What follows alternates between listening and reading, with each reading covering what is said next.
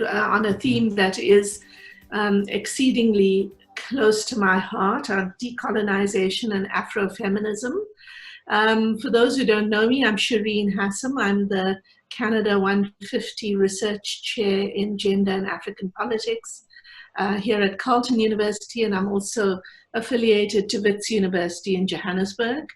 And this seminar program is an attempt to begin to disrupt the ways of knowing about Africa, in Africa, of Africa, to enable us to begin a conversation that recognizes that Africa is as much a part of theorizing and knowledge making as is anywhere else in the world. And so here in this seminar series, we aim to introduce you to big thinkers and big books and big ideas. And we could hardly get much bigger today than to have Sylvia Tamale and Amina Mama on the program, the two feminist powerhouses on the African continent and on the global stage.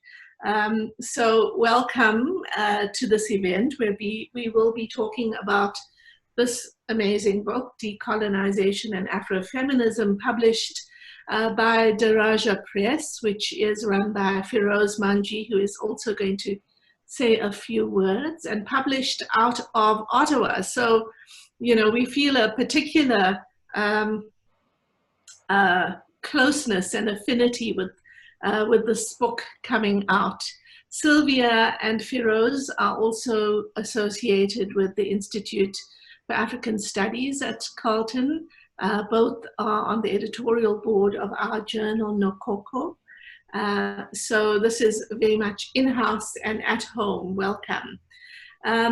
Sylvia Tamale is a professor of law at Makerere University. I think people will know her for many different path-breaking contributions to knowledge and activism, and to for showing us the way in which those can be brought together. Sylvia's work in the law and the sort of formal critiques of the law is one aspect of her work, but her other work that I've used extensively for teaching around sexualities in Africa has really helped us to theorize aspects of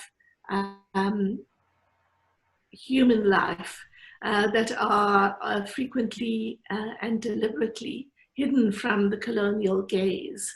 And in theorizing how we might think about sexualities in forms of feminism, I think Sylvia's work is the first place I go to. She's also been involved in some substantial activism based on her theoretical work around the critiques of the Anti-Homosexuality Bill in Uganda, some extremely successful activism. So thank you for that as well, Sylvia. Amina Mama, what can I say? So as someone who has also crafted some of the earliest writings on understanding feminism in the post-colonial context of Africa, her work on militarism and African regimes, her work on the African state and feminism's complicated relationship to both needing the state to act on behalf of disadvantaged groups and yet recognizing the power inherent in the various forms of patriarchy that exist in the African state has really been central for scholarship. She was also director of the African Gender Institute in Cape Town. So South Africans claim her as one of ours as well. Welcome, Amina.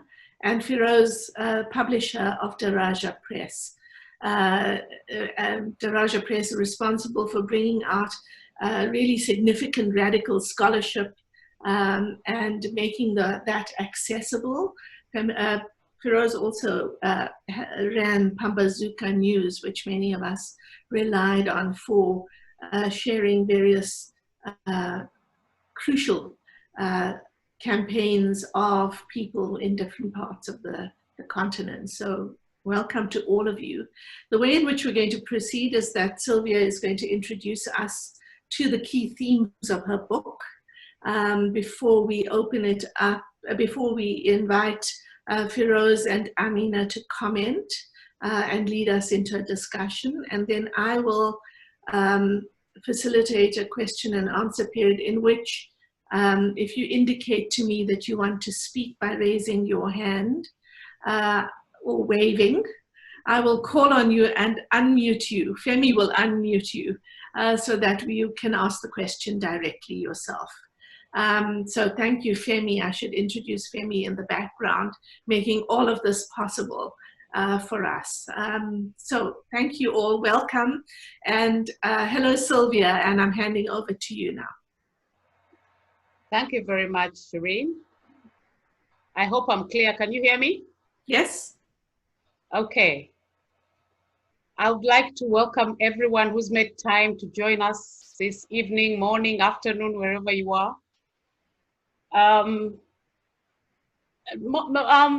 By way of introducing the book, I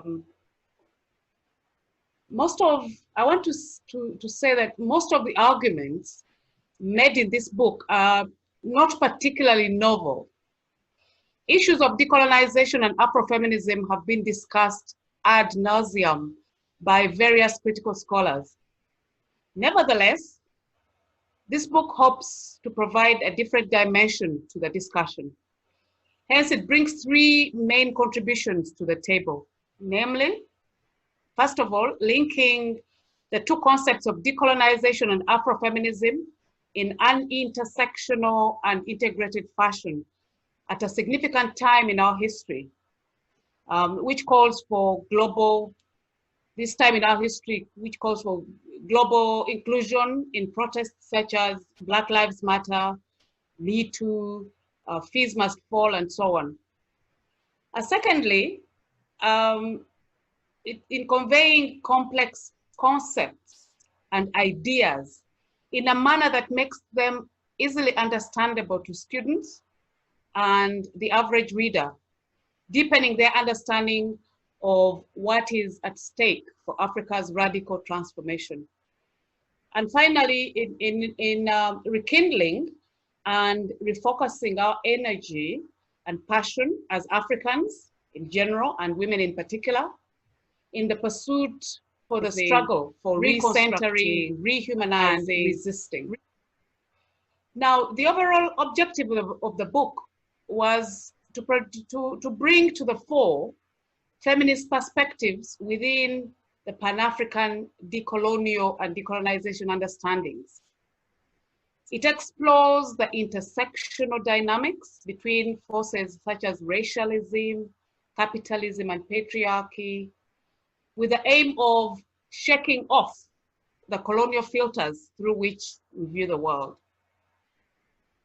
While racialist gender ideologies formed the lifespring of colonial expansion and violence, it was buttressed by other systems such as class and capitalism. That is not to say that the ideologies and practices of African feminist movements themselves are not in need of decolonization and decolonial interventions.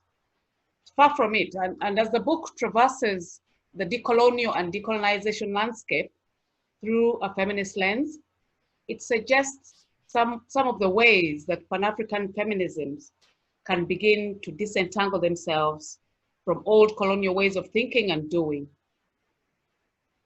Now, the key arguments of the book, it covers a wide spectrum of topics, analyzed again through a decolonizing and decolonial framework, and argued through the lens of Afrofeminism. It re-envisions the decolonized transformation of Africa, led by a revitalized and inclusive Pan-Africanist movement. Although the book focuses on Africa, it is careful to highlight the deep complexities, differences, contestations, and fluidities that define the continent. So the terms Africa or African culture are used advisedly and politically to capture the shared heritage of African belief systems, as well as the people's shared and enduring legacies of enslavement, colonialism, racism, and neoliberalism. I do this fully aware that when the empire strikes the African other, it completely disregards the nuanced diversities. In the same vein, when the book critiques Western thought in relation to Africa, it is aware that such thought is far from homogeneous, and that not every ideology that emanates from the West is colonial. Therefore, it is specifically the neoliberal, white-centric, supremacist, binary Cartesian, intellectually arrogant, depoliticizing kind of Western thought that the book roundly rejects. I'm arguing that we should all be historians. I argue that no situation, no concept or person can ever be fully understood without probing their histories. Hence, the decolonization and decolonial projects demand an in-depth appreciation of the history of colonization and all its supporting discourses. Historicizing racialism, sexism, othering, and so on is crucial in our unlearning of colonial ways of being and doing. Africa cannot undo the damage wrought by colonialism without a clear and full understanding of how coloniality continues to thrive and reinvent itself in our independent countries. How it undermines indigenous institutions and ways of knowing, how it shapes education and the law, how it informs politics and economics, how it is embedded in religion and the arts, and how it continues to manifest itself in almost every aspect of our lives. It is only through studying prehistoric Africa that we can relocate classical civilization from Greece, as dominant Eurocentric narratives would want us to believe, to Africa and Asia. The book takes the words of African-American thinker Audre Lorde to heart, that the master's tools will never dismantle the master's house. African activists, including feminists, have been using concepts and institutions from the dominant systems in a bid to dismantle the same dominant system. Hence, the book makes a close and critical examination of concepts and institutions such as law, human rights, gender equality, religion, and the family, which we as African scholars and activists have been relying on for our liberation without much success. Audre Lorde further suggests that we must take our differences and turn them into strengths. In this spirit, the book proposes that we embrace the African philosophy of Ubuntu and turn it into strength for our anti-systemic decolonial liberation. Ubuntu embodies the humaneness, communitarianism, solidarity, and interconnectedness. It values unity in diversity. Its spirit is captured in the phrase, "I am because we are." The book attempts to reveal some of the complex layers and entrenched colonial structures, ideologies, narratives, identities, and practices that pervade every aspect of our lives. It exposes the ways in which a Eurocentric worldview was established in Africa through the triple mechanisms of globalization, naturalization, and rationalization. It is important to do this because most of these systems have become commonplace, if not common sense, in our day-to-day lives. In doing so, the book is seeking to raise awareness of the reader on what exactly we need to do in dismantling coloniality, to conscientize them about reconstructions of our lives and opening up alternative forms of being and doing, to celebrate our Africanness our womanness, and our subversive agency. Africa's strategies for breaking free, quote unquote, must address both the experiential and the conceptual aspects of neocolonialism. This will involve both considerable introspection and a radical shifting of our mindsets. It adopts the term Afrofeminism as an all-encompassing strand of decolonial feminism. Given that race is the deeply constitutive element of gender, and also the fact that Africa occupies a separate cultural, social, economic, and geopolitical landscape from the West, the experiences and priorities of African feminists cannot be similar to those of orthodox Western feminists. The enduring legacies of slavery, colonialism, and imperialism continue to slip through, intersect with patriarchal domination, and come out on the other end as subjugation with different strands from those found in Western paradigms. The book reminds us that given the history of the continent and the lingering legacies of colonialism, imperialism, racism, and neoliberalism, theories and paradigms formulated in the West do not necessarily apply in Africa.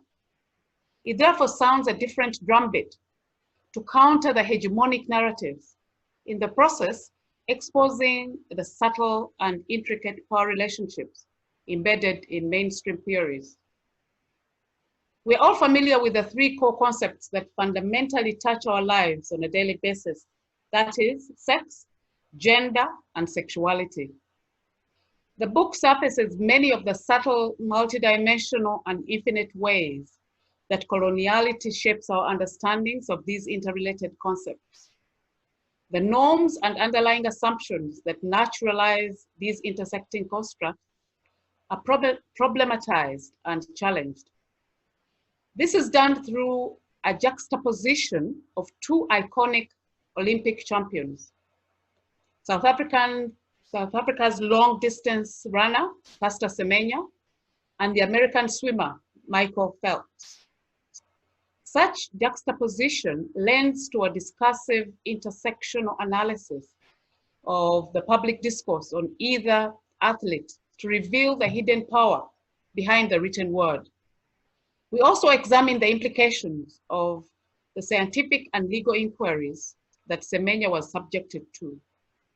At the end of the day, we see how the hierarchies of sex, gender, class, race, and sexuality simultaneously come crashing down on Semenya within the context of a heteropatriarchal capitalist world system. Given the important role that educational institutions play in the processes of perpetuating colonial ideologies and discourses, the book devotes considerable space to discussing the African Academy.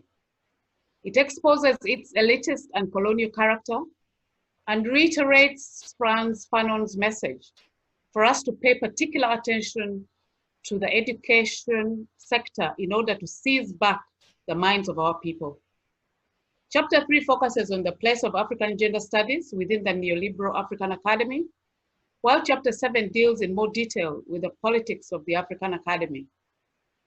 Here, the book discusses a wide-ranging array of issues, from the colonial commodification of knowledge to the othering and invisibilization processes, to the Eurocentric binary understandings of the world vis-a-vis the non-Western pluralist worldviews.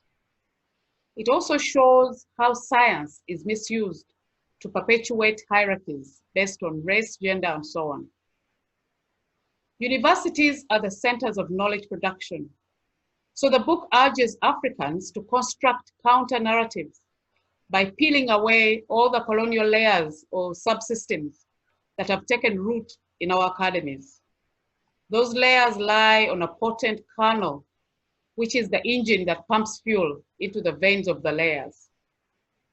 I argue that the kernel is called internalized colonialism, which is responsible for creating blind spots for a full-scale decolonization stroke decolonial assault. The layers discussed include the institutional ethos, The curricula, which foregrounds Eurocentric perspectives and largely addresses issues whose political economies lie outside the continent. It also discusses pedagogical approaches, research politics, analyzing the underlying dominant Eurocentric discourses that inform ontological and epistemological assumptions that permeate research and knowledge production. Siloed learning should be replaced with transdisciplinary approaches, which offer more holistic and systemic perspectives and solutions. Use of indigenous languages as a medium of teaching is imperative. This can be done either through developing homogenizing languages such as Swahili, or adopting core indigenous languages from families of different dialects spoken by similar subgroups in the same manner as clusters of Arabic or Chinese languages. And when we adopt indigenous ways of knowing, such as storytelling, dancing, drama performances, students will learn better than the top-down approaches in use today. Any project on decolonization and decolonial futures cannot afford to gloss over diversities or to suppress heterogeneity. Therefore, the book makes a strong case for intersectional approaches to oppressive systems based on gender, race, sexualities, religion, migration, poverty, and so on. Our social and legal positioning means that we experience oppression differently. This means that we must reject false universalizations and essentializations of Africanity or womanhood, which disenfranchise us from examining certain aspects of oppressive relations. Hence, the book goes to some length in discussing the constitutive operation of systems of oppression on people, showing how they work simultaneously and shape each other interactively. For example, two lesbian women, one black and the other white, will both experience sexism differently from their heterosexual counterparts. But the oppressive experience of the black lesbian will also differ significantly from her white lesbian colleague, as that of the former will be based on the melded experience of racist, homophobic sexism. Our approaches should be intersectional and strategic for that reason. Now, to demonstrate how systems of oppression are enmeshed, the book discusses what I term Afro-Ecofeminism, showing how indigenous conceptions of interconnectivities go beyond human relations to include nature. Rather than adopt the Western male supremacist anthropocentric worldview that emphasizes the supremacy of humans, most African indigenous knowledge systems view all elements of the world as interconnected in a web-like fashion. Thus, when we damage any part of that system, it affects the entire ecosystem. African women have a long history of ecological consciousness and moral obligation towards future generations, personified in Wangari Maathai's 2004 Nobel Peace Prize for Sustainable Development. The book ends with an epilogue, which highlights the latest scramble for Africa's resources. As we all know, user data is the new resource. It is the new surplus value for capitalists. So the concluding epilogue addresses the issue of decolonizing Africa in the age of big data. You just have to watch documentaries such as The Social Dilemma or The Great Hack to understand the extent of manipulation and exploitation that goes on by the giant tech corporations in a bid to mine data for advertisers and propagandists. It's really frightening.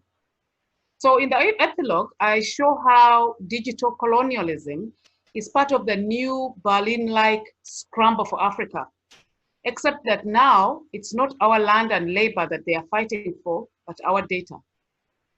They come here in their so-called philanthropic projects, touted as a basic human right to connect everybody. For example, Several African countries, including Kenya, have granted Google permission to fly loon balloons in their airspace.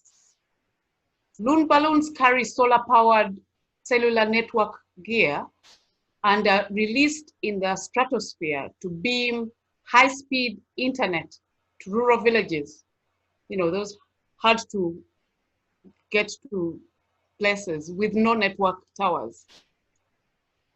We need, I think we really need to be afraid, very afraid. Perversively, it is the same reasons that Donald Trump is afraid of China's TikTok, because he's seeing the tables being turned and knows that information capitalism is the route to global dominance. Thank you very much. Thank you so much. Thank you, Sylvia. Firoz, over to you. First of all, I'll just say how proud I am to have been associated with you, Sylvia, a second time. First, when we published your edited book on Afrosexualities, but this one is really, it's a groundbreaking book, and it's extremely important. And so the first thing I want to do is to express gratitude to you for the hard work that you put into this. And I've watched this develop from what was going to be a short book into something quite substantial, and it deserves to be that substantial. What I don't quite understand is how you did this in a year. It is extraordinary, and it's very, very rich, and it's clearly a product of many, many years of reflection on these issues. I have a couple of questions which might sort of help provoke a discussion on this. And that's really related to decolonization. I mean, colonization was a violent and destructive event. It took mass mobilizations of ordinary people to create the conditions for decolonization. Now, some people say that what is missing in the current discourse on decolonization is popular mobilizations. And the popular participation. And therefore there is a risk, some say, of this becoming an elitist project. Could you talk about your view of that and of decolonization in that context? Before you answer that, Sylvia, I'm going to hand over to Amina, and then you can return to those questions at the end. Yeah? Thanks, Amina. Go to unmute yourself, Amina. That's not fair. Firoz has asked an enormous question. I know, but I'm sure that you are going to ask some enormous questions too. It is one of the questions that feminism constantly wrestles with, the colonial question. And Sylvia has given it a very thoroughgoing treatment in the book, as Firoz knows. I want to start actually on what you've done here. I want to thank Sylvia. This is, I would say, mature career, and towards the end of a career. I don't know if we have a very global audience, so I'm going to try and accommodate that. But in Africa, professors are retired at 60. So most of us are just coming into ourselves when we retire. So it's actually, that's one of the reasons why it's so rare to get an opus out of any African woman, because in the universities, you teach till your eyes fall out, and I've watched colleagues fall over with fatigue, and then you're burned out by 50, you're barely crawling by 60, and then you're exhausted apart from being retired. So I want to congratulate Sylvia on getting the book out before 60. It's critical, and most of us don't make it. I'm 62, so I just want to say that I think we really should celebrate this, because it is so rare for a mature African woman who has been a scholar all her life to actually find the space to get a full book out in which she can express all that she's learned across a fairly long career. Sylvia, as you said, has spent most of her career as a student and as faculty at Makerere University. She has been an enormous asset to that campus. And this book in a way is I think it's very personal, as well as it is intellectual, as well as it is political, but it's a major work. So I want to start, and I know that Sylvia is writing for those who matter most to her. She's writing actually for everybody, but because she's lived and worked in the university, like any of us who do, our primary concern is the next generation. This is a book to advance decolonization by saving the next generation from having to read all the things that we who kind of made gender and women's studies, feminist studies in Africa had to read. You've kind of overviewed it and summarized it, and you've done so really well. You've done so in a way that isn't just Africa and the West. You've had the good sense to read globally, and this is what sets this book ahead of the all of us Africans have to be critical of European feminism and American feminism, because they came as modernity, as capitalism with empire. So there have been many critics, but few of the critics have A, read the Western feminism as well as you and I have, and B, actually read beyond them and realized that there's a lot more theoretical traction in feminist theorists like Candiotti, who's from Turkey.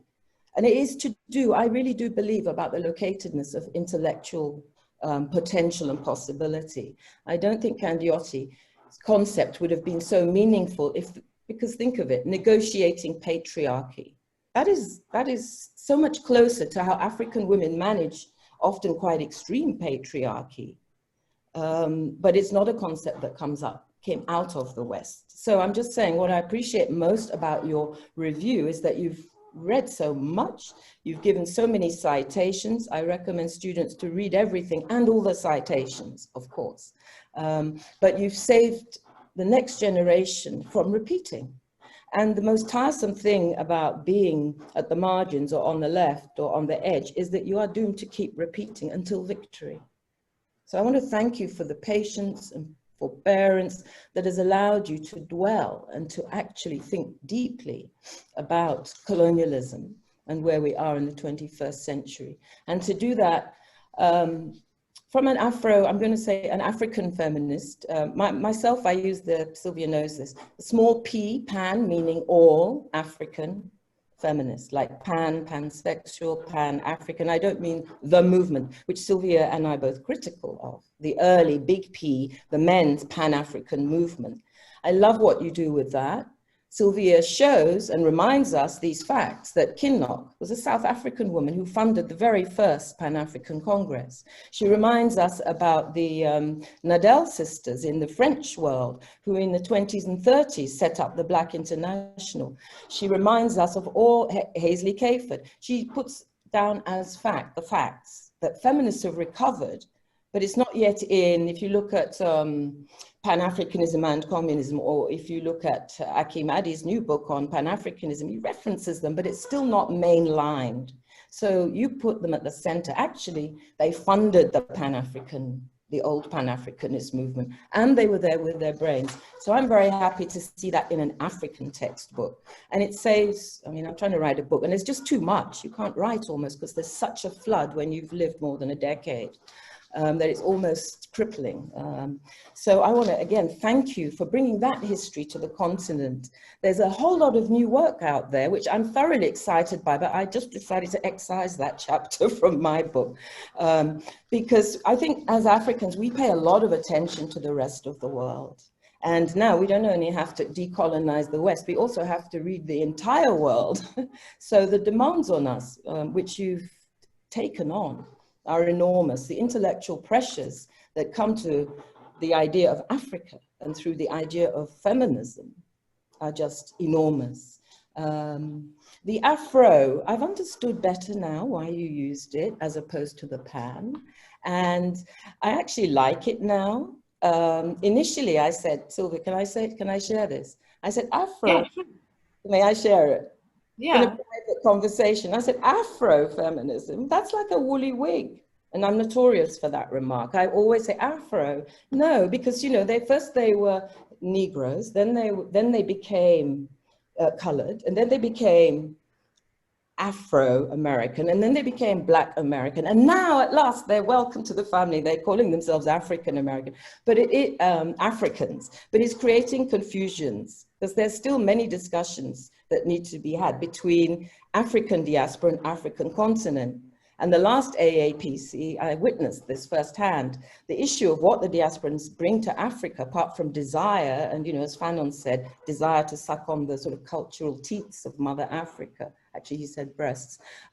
What do they bring to Africa? And you've shown, you've picked up the major thing they have brought is this radical African-centered intellectual politics. Now, they don't all have it. Rodney certainly have it. But there's also, I caution us, the Booker T school who come to Africa to colonize us. So we need to be critical look at Liberia, look at Sierra Leone. We need to be critical in our engagement with our own diaspora as well. And you are. I'd like to see a lot more of that debate among the Africans because it's not been had yet.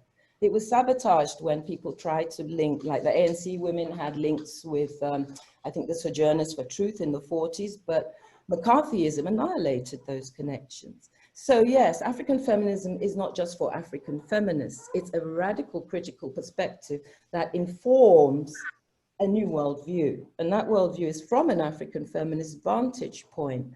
That is not, I like the way you do it in a way that avoids some of the essentialism of earlier renditions. Nowadays, we don't talk about it having to be people just of a given identity, but people who bring certain analytics. And that is how one thinks of feminism. And, we can have analytics that have been invented in any context and use them. So I very much like the way you do that. And where I see you coming into your strength, I mean, there is all this stuff, there's too many things I want to ask you about. But I want you to say first, first question will be to ask you a bit more about the continent, the diaspora, and what we do together in terms of decolonization. What's been done, and are you not forgetting any of the massive decolonization work that's happened on the continent when you focus on us still being colonized? The US word is decolonial and coloniality, and it's kind of all pervasive. As a West African, I've always pushed back against colonialism being given too much license because it only hit us for a few years in parts of the continent. So that's a question about the treatment of African and colonial.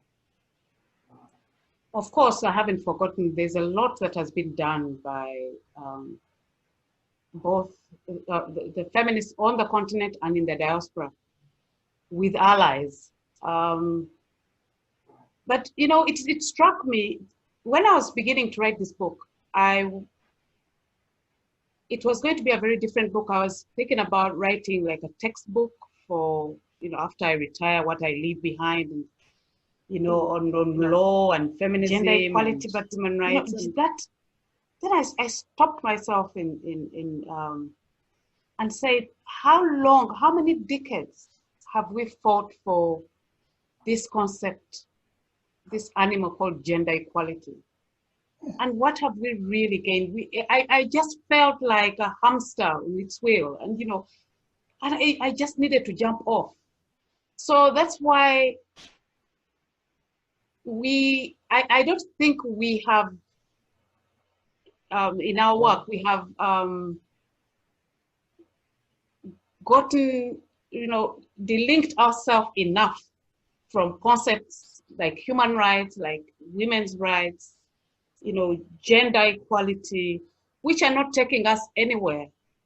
So I was, it was in an introspection and critiquing my own thinking, my own work, where I've been and where I want to see Africa go.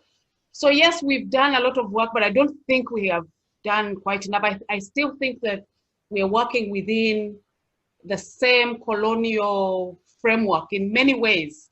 We are aware, without any doubt, but I think it will take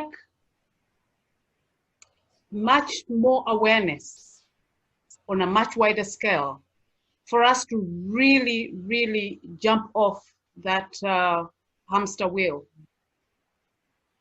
And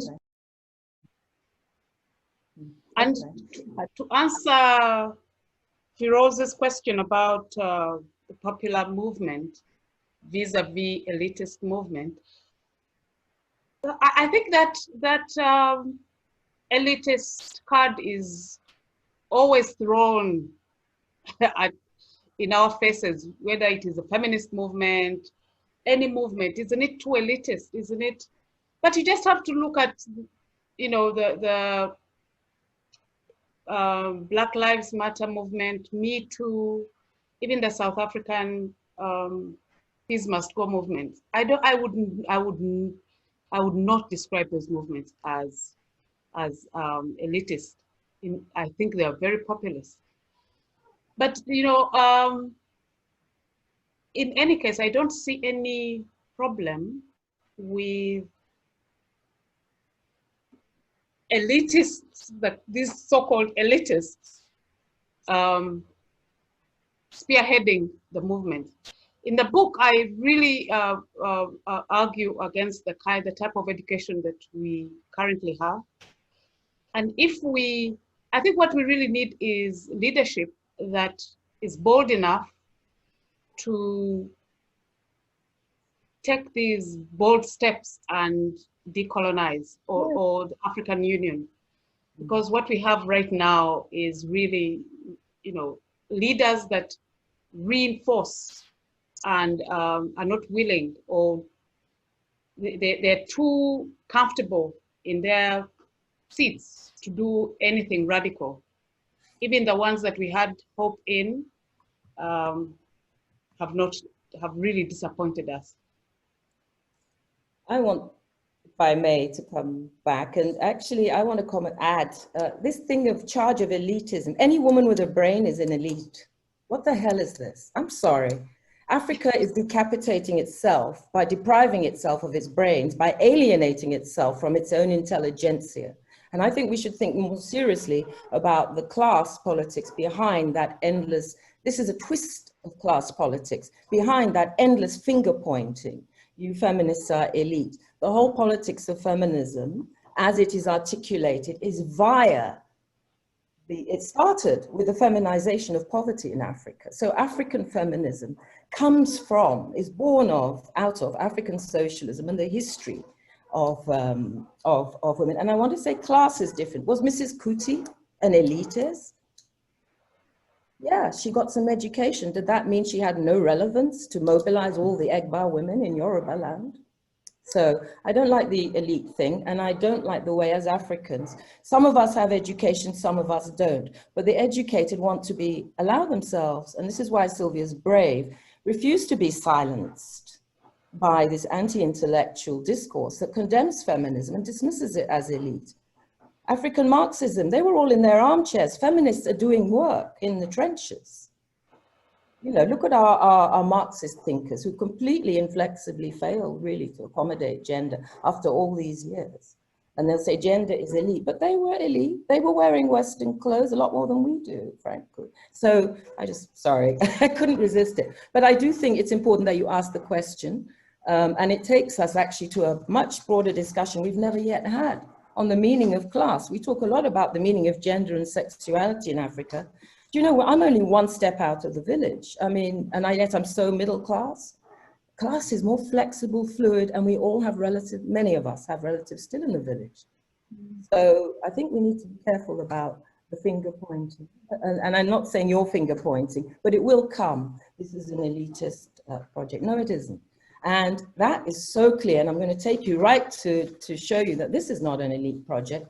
Look at where Sylvia comes into her forte as a trained lawyer. I found, for me as a non-lawyer, the freshest and most original take on the dilemmas that feminist movements have had to struggle with between colonial law, which becomes civil law, customary law, and people's law.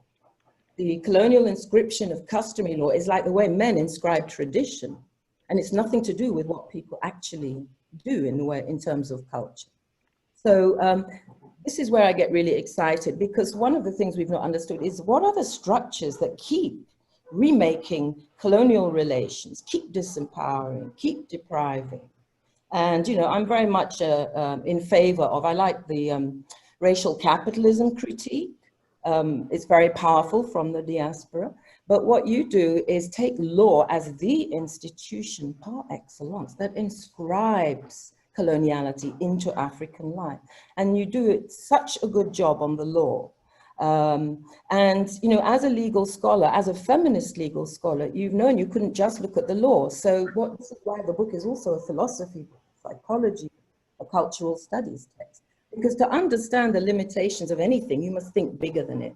So Sylvia has done a very good job as a lawyer, and all feminist lawyers have to think beyond the law because the law is biased and patriarchal and we have to change it. So in a sense, what she says about the law is compelling, it's practical, and she doesn't even, has to go into her own language. So she refers to the people's law, the law, Wananchi's law. Wananchi's law. And you know, this actually is your answer, Firoz, that decolonization, and feminists have been doing it with the law by constant legal struggles, research, advocacy, reform. And Sylvia gives the very well-known example of Women and Laws in Southern Africa as a network that did scholarship and activism and pushed to change laws. This is why Africa is so advanced legally. If you look at our African protocol or the South African constitution. So if we do serious scholarship and seriously look at the law as it is in black letter, as it was artificially, patriarchally inscribed as custom, and then we need ethnographers to go and look at how law lives. Then we can get to a people-centered organic law. And I find that, you know, first, you know, I had my reservations. I thought, well, so much has been destroyed if you go to rural communities and look at the kinds of justice that I see being practiced in parts of Nigeria. It scares me, okay, because we have lynching. I mean, we have communal justice where the state has failed. So I'm a little edgy, but I think that the examples you give, the Gacaca courts in Rwanda, really important innovations that have enabled things that the modern Western capitalist legal system could never have dealt with. It did not have the capacity to deal with genocide in Rwanda. It didn't do a good job on Nazis. We've done so much better with the TRCs. So we have numerous justice mechanisms and they're original and innovative, and the thought that's in the continent on this is way beyond any Western critique, legal critique. So I want to really celebrate that. And you were in the university all this life. So let's deal again with the question of elitism. You're a university professor. How do you come to have such a deep understanding of the law that most lawyers don't know anything about? That was what? People's law. The law that lawyers don't know about, the people's law. How did you come to have such a deep grasp of it? Because you went to law school, you went to the West. Yeah, I think it's a disappointment, the gaps, you know, my life experiences.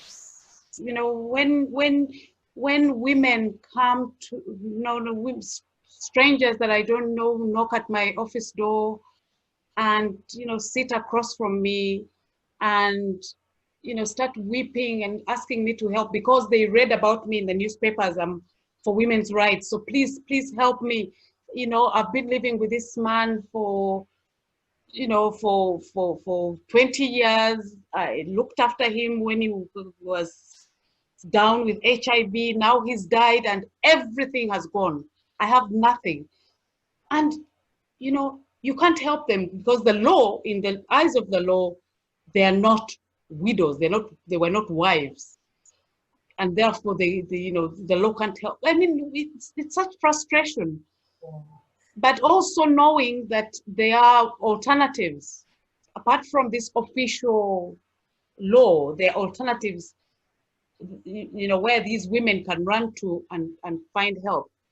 For example, through clan meetings, through, so I think that is how I got to know and to be interested in these alternative judicial or ways of, you know, bringing justice to women especially. I was intrigued by that. Yeah, Amina, I'm wondering if, Amina, we have such an incredible group of people here, including some extremely senior scholars in African studies, and I'm wondering if it's not a good moment to open it up for some questions. So I wonder if you could indicate in the chat if you want to ask questions, or if you raise your hand, I might see you.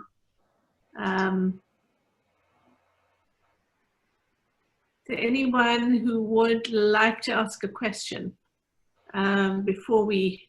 While you're waiting, Sylvia, Yeah. I just want to ask you a little question. The first feminist article I read on customary law was actually by Tetua, which she wrote in 1988 when she was still a student at the Institute of African Studies. And I want you to see that, because she does a feminist assessment of the the women's courts in Ashanti.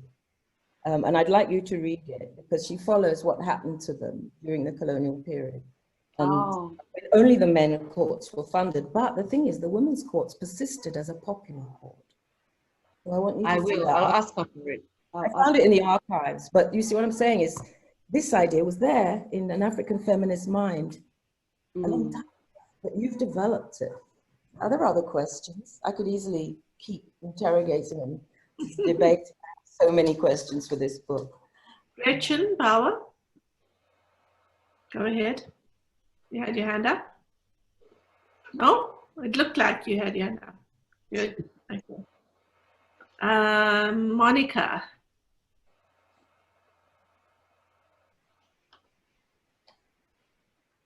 I seem to have some names popping up in my private chat here. No? Can I ask her another question? This is a light one, just while we're waiting for the questions. Sylvia, how on earth did you get American pastor Scott Lively's email in which she's demanding do tell us about it. Do tell us about it. I remember calling you from Cape Town, because the year she was appointed Dean of Law, there was a gutter press smear which announced that she was the worst woman of the year. And this is the same year, is it the same year that, anyway, Pastor Lively actually wrote to the ministers and the deans of law to say she should be removed from her position at the University of Makerere. And how did you get that email? Well, we got those emails legally. Sorry, Sylvia, you have to explain this, because not everybody knows what the position is. Okay. So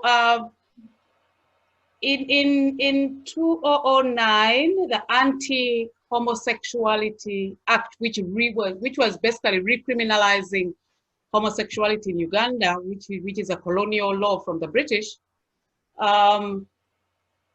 You know, it came up to Ugandan Parliament, and it was passed. But that law was cooked in the kitchen, where Pastor Lively and them flew in from America, and in cahoots with their allies here in Kampala, they drafted it, and they had their ally,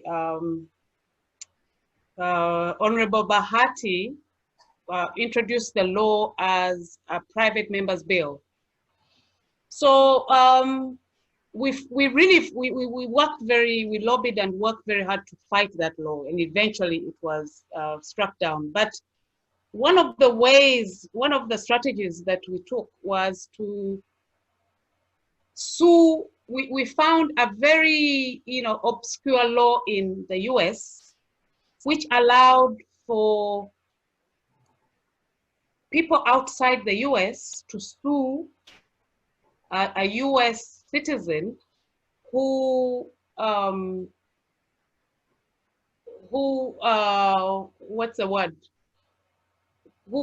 went abroad to whip up hatred through their preaching, like he did. He was campaigning for that law to be passed, and it was a very draconian law, as most people know. So we took him to court. We dragged him to court through one organization here called Sexual Minorities Uganda. And he couldn't believe it. He was shocked to find that this small organization of homosexuals in Uganda was dragging him to court. So he was subpoenaed, he was subpoenaed to produce all the documents related to this particular case. And that email came through. And of course, it was served to our side as well. Yes. So we read all their emails, and actually that case is a very interesting one for those who are listening and who haven't seen it. You know, it is SMUG, SMUG v. Scott Lively. And you know, the American court, which sat in Massachusetts, condemned and agreed with us. He was lucky that, you know, on a technicality which was, you know, to do with jurisdiction, he won the case. But the fact that the court had condemned him for what he had done, he actually appealed. He appealed, although he had won the case, you know, he appealed and he lost that appeal, because it was, the court agreed with us that he was exporting hatred, you know, of minorities in a foreign land. So I can give you the letter, but I think we need to let people speak. But I have it in front of me. I was so entertained by it. Thank you. Thanks, Sylvia. Thanks, Amina. I want to just, Femi has put this in the link for everybody. Thank you, Femi. Also in the link, right up at the beginning, is a link to the publisher for the book. And I think I'm right in saying that there is an option to pay what you can. I think that Feroz is quite committed to accessibility. So thank you so much for that. And you can get a PDF at a price that you can afford. So please go to the press link, which is right at the beginning of the chat. We have a question, two questions. The first from Monica Agena, whose connection is not good. So she asked me if I would please put it to you, Sylvia. And she asks, what is African feminism? I'm not entirely clear what this means, actually. What is African feminism with capitalism and globalization amidst us? I think she means, can we disentangle African feminism from the relations of capitalism and globalization? Could feminist anthropology play a role? And then I have a question from someone who wants to remain anonymous to both Sylvia and Amina. Do you see any theoretical purchase in racial capitalism in Africa? I know there's been a wealth of scholarship on the topic in South Africa because of its settler colonial history, but for non-settler colonial states on the continent, is there theoretical purchase in thinking about Robinson's theory of racial capitalism for cautiously examining the different realities on the continent? So slightly related questions about whether we can conceive of conceive of African feminism without looking at the implications in our theorizing of globalization and capitalism. Sylvia and Amina, let me ask this question. Let me answer the first one. Maybe Amina can come in the second one. What is African feminism? That's all. African feminisms, it's in the plural because Africa is so diverse, and depending on the context, we have different feminisms. I have to say that African feminisms share some values with Western feminisms. That the difference is that because of where Africa is located in the world, and because of our history, very specific history, you know, the legacies of slavery, racism, and so on, we as African feminists, we distinctly seek to create our own theories and discourses that are linked to our context and that are linked to the diversity of African realities. So we work specifically to reclaim the rich histories of Black women in challenging all forms of domination. So in that aspect, it differs from Western feminism. In particular, we seek to relate our, to reclaim our humanity as women, as Black women. So, our humanity as it relates to race, to class, sexuality, and global imperialism. So, if I was to juxtapose it against Western feminism, mainstream Western feminism doesn't have to think very, very closely about global imperialism, because it doesn't affect them as directly as it affects us on the continent. So, that makes it quite distinct from Western feminism. That's a very broad. Amina, do you want to respond? Yeah. And then we have two other questions. Yes, I do. I mean, one of the things about I've spent just a few years here in the USA, I'm exhausted because there's such, can I call it overproduction of discourse and endless proliferation of identities. You're already out of date because now it's all women of color or queer women of color feminisms over here, decolonial feminisms, intersectional feminisms. The issue is that they're all treated as identities. But on the question of racial capitalism, I think I have the same feelings about it as I have about coloniality being global. I always look at where the theorists are located, and I want to just put out for discussion, it is correct that South Africans are the first to buy into what is a US, African American, and Latin American, in this case, discourse. So the discourse is coming from settler colonies where they will never get their land back.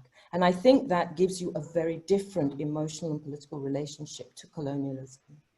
So why I don't like those terms is it erases the fact that large parts of Africa were either colonized by Islam, by the Islamic jihads where I came from, and there have been other forces. It overemphasizes Western colonialism, which is actually, in northern Nigeria, it was a very short moment.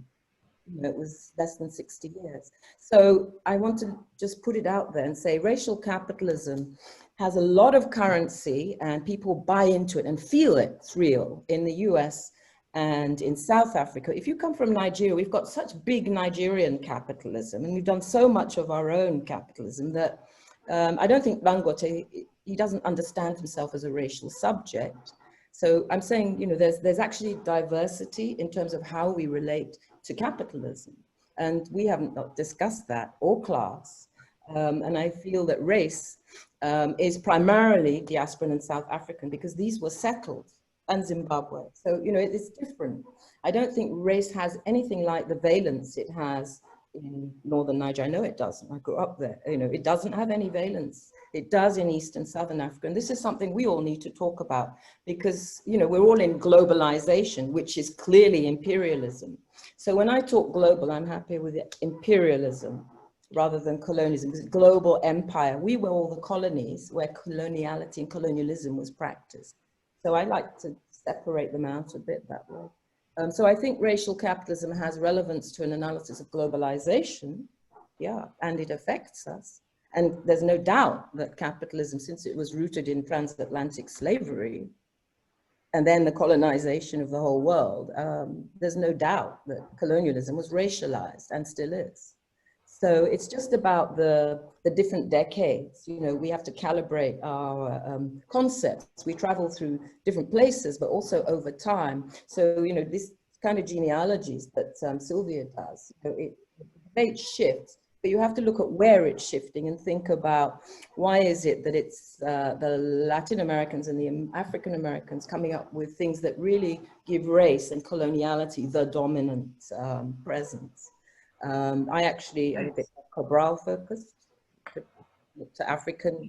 Look, Sylvia's book is a massive panoply of the huge cultural, religious and political repertoire that we have and we're not using.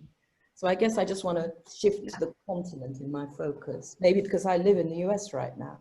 So it could simply be that location matters.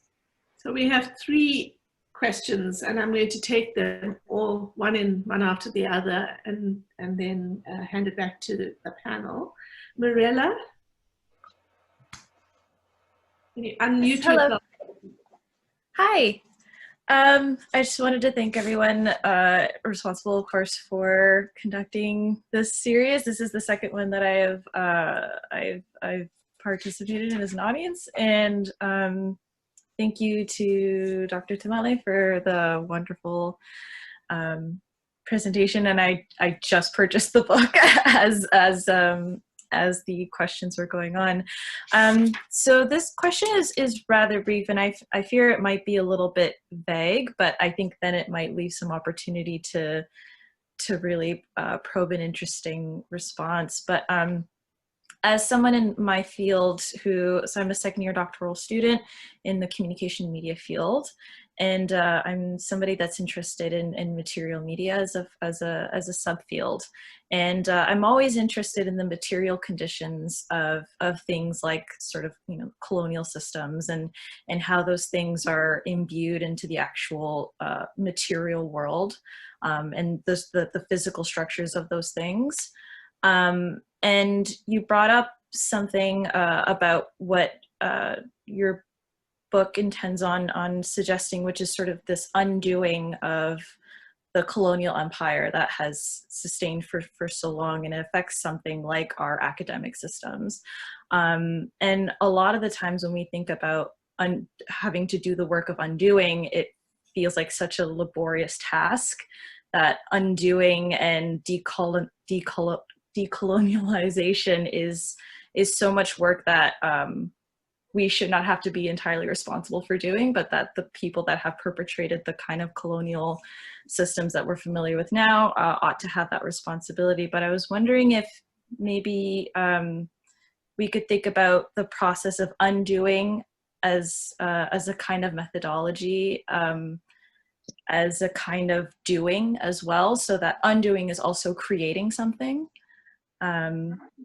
I realize that might be a bit of a vague question, but I'm wondering if that sort of probes any thoughts. I'm going to move to the next question just so we can get the questions in, or else we'll run out of time. The next is from Adiolu. Go ahead.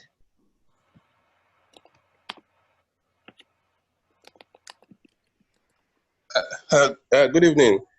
Thank you, Prof, for that wonderful presentation. My question is centered around what you may consider the possibility for intercultural engagement when it comes to gender studies.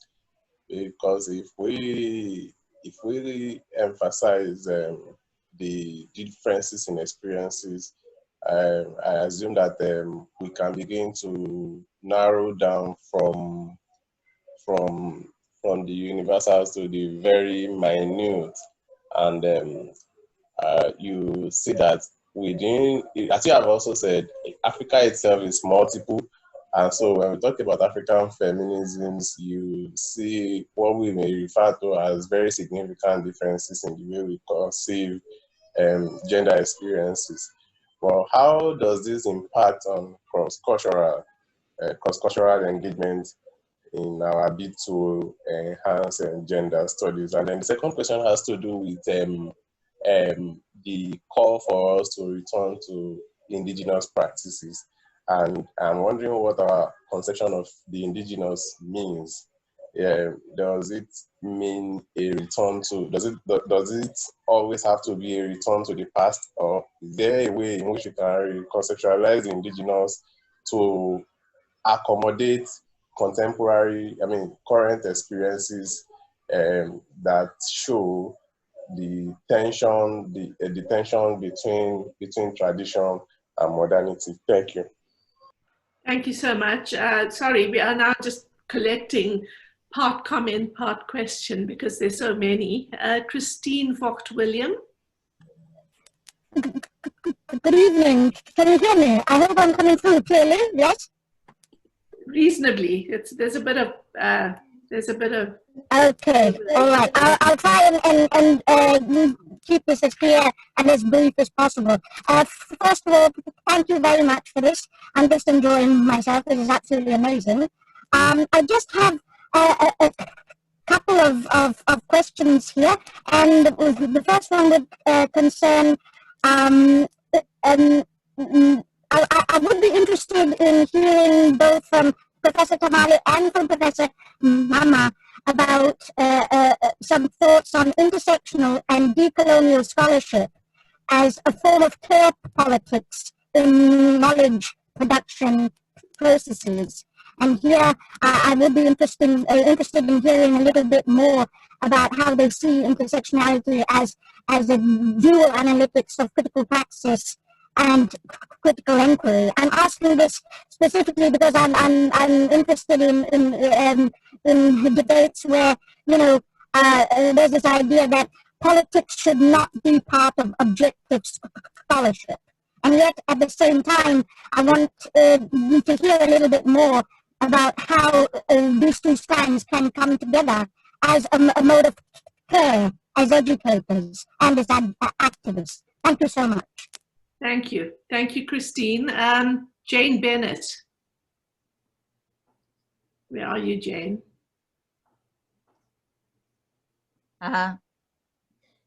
Yes, Shireen, were you calling on me? Yes. Hi.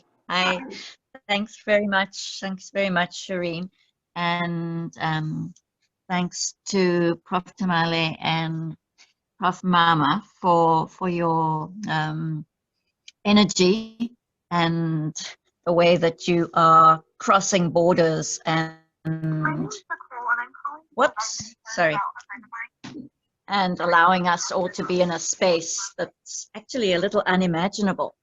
And I have a quick question for both Prof. Mama and Prof. Tamale. Sylvia, you talked about writing this book with your students in mind. Clearly, you didn't know how many of us you also had in your mind. But I particularly wanted to ask if both of you would talk about the term legacy. Thank you. Thanks, Jane. I'm going to stop there because we're going to run out of time and give Amina and 2 minutes and Sylvia 3 minutes to wrap up. I think Sylvia should really address that because there's so little time. Yeah, you want to give Sylvia the final word. Thank you very much, everyone.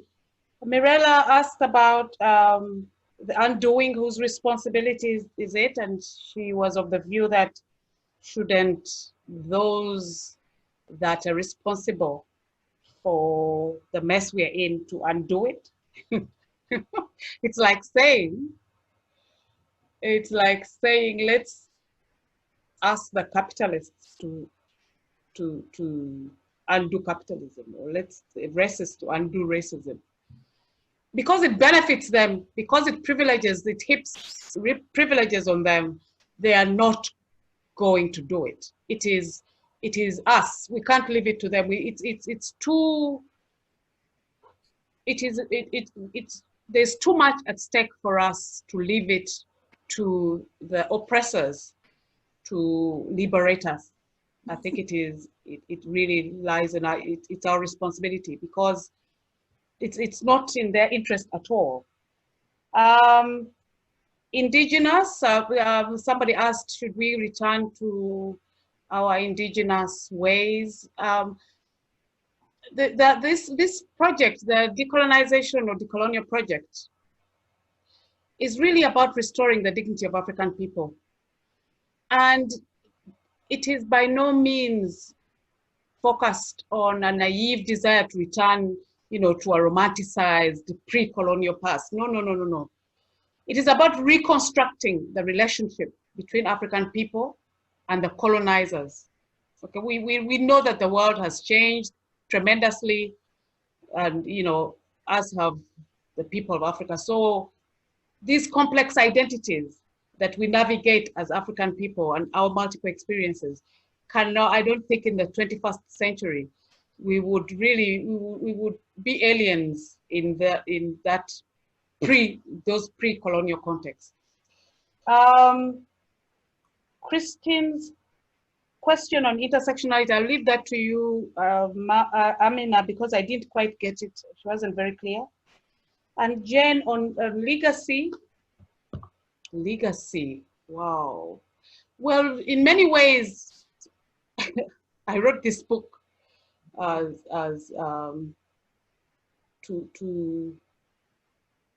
a legacy, you know, something that I can leave for students and those that still have the energy after our generation to shape and remold our world. So when you say legacy, that's what it conjures up in my mind immediately. That's what I think about. But I don't have much time to elaborate. Amina, go ahead. We don't have time, I don't think, to go into why I want transformation and radical revolution instead of deconstruction. It speaks to the decolonial, it speaks to the Ds are coming after the posts. So there's a whole philosophical thing there. Post-colonial, then decolonial. That's a step back for good reason. So, you know, I look at the genealogies, and so I won't say more on that because I want to, the indigenous question is very difficult if you want to globalize it, because we have the biggest the PhD program in Native American studies here, and I listen a lot, but there's a lot of issues among the American indigenous. For example, the US indigenous don't accept the Mexican indigenous. You know, there's plenty of issues, and there are hundreds of them. So I just want to say that the indigenous question is not a simple one, and we use the term differently in Africa. But there's not necessarily a conversation that can yet be had across African notions of indigenous and American. My thing is contemporary. We are making indigeneity today if we are grounded in our context and conditions, if we know our history. We are indigenous people, whether we're mixed or not. Nobody knows anything about my father's indigenous culture because it's undocumented. I know stuff about it. I'm going to write some of it. I'm asking him about it. Are you with me? We've lost a lot with the colonial generation. We're the next generation, or our children are. So my legacy is like yours. Sylvia, this thing, people in the academy would look down on a book for your students. I want to say that Sylvia's students are how many million Africans in the university today? This book may be more transformative than, I don't know, TikTok or Facebook. It's going to reach. We hope. And as we promote it. Sure. And the fact it's really important that it's written by Sylvia, who spent her whole career at Makerere, for Africa's students. This is transgenerational solidarity. This is political. This is not a romantic legacy project. This is an organically written book that downloads the experience that Sylvia has had all her life as an African feminist lawyer, sexuality activist, feminist. And boy, I'm going to work on you about the memoir, because, you know, the way she generates her theory, it just reminds me of Toni Morrison. You know, and some people do theory. Foucault did theory. Achebe did practice. Sylvia lives the life, walks the walk, and talks the talk. And her legacy is everything she is and has been to so many of us. I'm still thinking about my legacy. I haven't managed to do a legacy book. I'm just kind of working on a number of things. But I think that legacies need to be thought of, not in terms of the two big projects recently, the two huge ones, the Museum of Black Civilizations in Dakar, huge, funded by the Chinese to the chagrin of the French. And currently I'm involved with the African Heritage Museum, which is about to be made into an African heritage village outside in central South Ghana in Pomanzi Hills. The enormous multi-million project, but the intellectuals, I'm one of them, but along in that they have, the intellectuals are mostly, please don't quote me, nonagenarian Afrocentrists. So I'm worried. What will that bring to Africa? What does African American? I mean, to have to cut into the legacy. You got to work on those. Thank you, Jane. Yeah. Thank you. Well, Amina, you need to write your book too. Something more organic, something more people, not a museum. We're alive. We're not the Amina, you need to write your book too. So thank you, everybody. Thank you, Sylvia, for this fantastic book full of material. I think we'll be returning to your book more than once. We should. And I hope we can even convene a second conversation on some of the specificities. Thank you, Firoz Maji, for being committed to decommodified knowledge. for producing a book that is going to be read all over the continent, I hope. And again, I link you to Daraja Press. See the link in our chat. Thank you all for showing up and for celebrating Sylvia's work. Thank you, Amina, for all your enthusiasm. Can I add that Sylvia is she's a co-editor of Feminist Africa now. There's a collective five. Yeah, So I welcome her publicly to the role that she This is a very networked community. After the book, she said. So now you're on. Thank you all. Thank you all. Thank you very much. Thank you, Sylvia. Thank you, Feroz. Thank you, Amina. Thank you. Bye. Thank you. Bye, everyone. Bye.